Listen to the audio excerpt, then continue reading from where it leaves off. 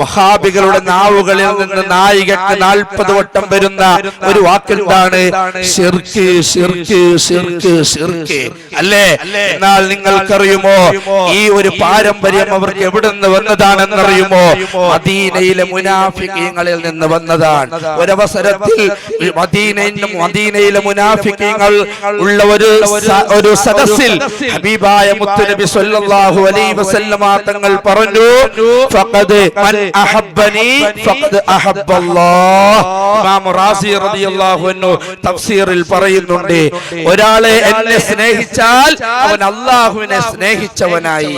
വളരെ വ്യക്തമായി മുത്തുനബി പറഞ്ഞപ്പോ മുനാഫിഖീങ്ങൾ പറഞ്ഞു, ഉടനെ തന്നെ മുനാഫിഖീങ്ങൾ പറഞ്ഞു, ലഖദ് ഖാറബ ഹാദർ റജുലു അശ്ശിർക. ഇതാ മുഹമ്മദ് ശിർക്ക് ചെയ്യാൻ അടുത്തിരിക്കുന്നു, ശിർക്ക് ചെയ്തിരിക്കുന്നു. ആരെ കുറിച്ചാ പറഞ്ഞത്? മുനാഫിഖീങ്ങൾ.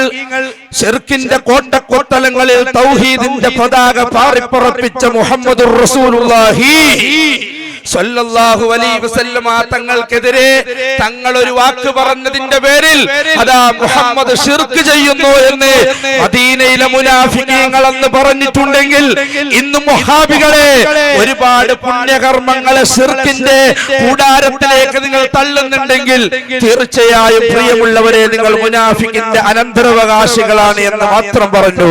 അൽഹംദുലില്ലാഹ്.